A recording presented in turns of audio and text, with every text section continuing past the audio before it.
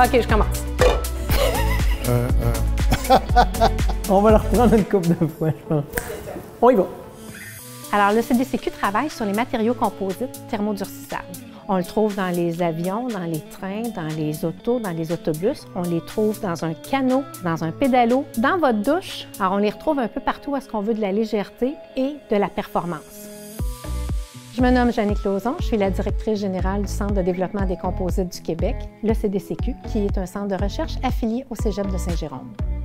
Les matériaux composites ont plusieurs avantages. Ils ont la même performance que plusieurs métaux, mais ils ont des aspects de légèreté. La fibre de verre, avec une résine polyester, va nous donner un matériau qui va être équivalent au poids de l'aluminium. Si on va chercher de la fibre de carbone, on peut aller chercher jusqu'à 30 à 40 de légèreté additionnelle. Des entreprises vont venir nous voir en disant « Bien, moi, j'ai des pièces en acier, j'aimerais ça rendre mon véhicule plus léger. Est-ce que je peux les transformer en mettant des pièces en matériaux composites? » Alors, c'est très, très bon pour la diminution des gaz à effet de serre, des GES, dans les moyens de transport.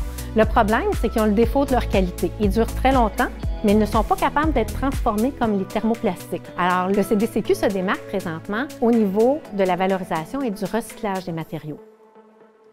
Bonjour, mon nom c'est Binder Noël, je suis un chercheur et chargé de projet. Donc, mon axe de recherche, c'est le développement durable dans le domaine des matériaux composites, qui est un axe qui s'inscrit dans la thématique mondiale de recyclage. C'est un axe qui consiste à transformer les matériaux composites en fin de vie à d'autres produits à haute valeur ajoutée. Donc, l'huile pyrolytique qui est trop demandée dans le domaine du génie civil comme additif dans l'asphalte, le bitume, mais aussi pour d'autres applications. Et la fraction solide, la fibre de carbone ou bien la fibre de verre, sans oublier la phase gazeuse qui constitue de plusieurs gaz légers de C2 à C4 qui peut être utilisé comme source d'énergie pour chauffer notre réacteur pyrolyse. Alors, jusqu'à maintenant, on a fait des avancées importantes. Ça nous a permis de travailler avec l'entreprise Bombardier Transport, maintenant qui s'appelle Alstom Canada, en fabriquant une jupe de train avec de la fibre de carbone recyclée. Alors, c'est une preuve de concept qui va nous permettre d'aller beaucoup plus loin. On sait qu'on est capable de faire de nouveaux matériaux à partir des fibres de carbone recyclées ou de la fibre de verre recyclée.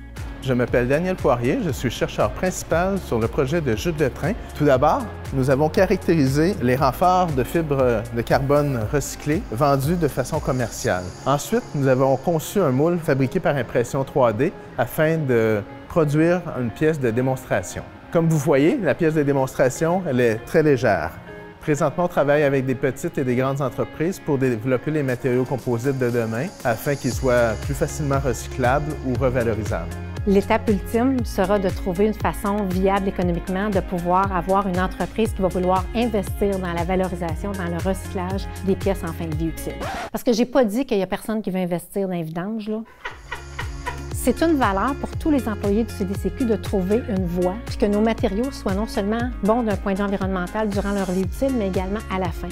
Alors, collectivement, on s'est retroussé les manches, puis on a trouvé des façons de faire des projets en mode autonome, et après ça, d'aller intéresser les entreprises qui ont des valeurs environnementales comme les nôtres pour se joindre à nous dans cette démarche-là. J'ai confiance qu'on va y arriver. Un, parce que la recherche avance très bien, parce qu'on travaille avec des entrepreneurs qui sont motivés, qui sont conscientisés, puis qui veulent ultimement laisser une planète agréable où il fait bon vivre, tant pour eux que pour les générations qui viennent.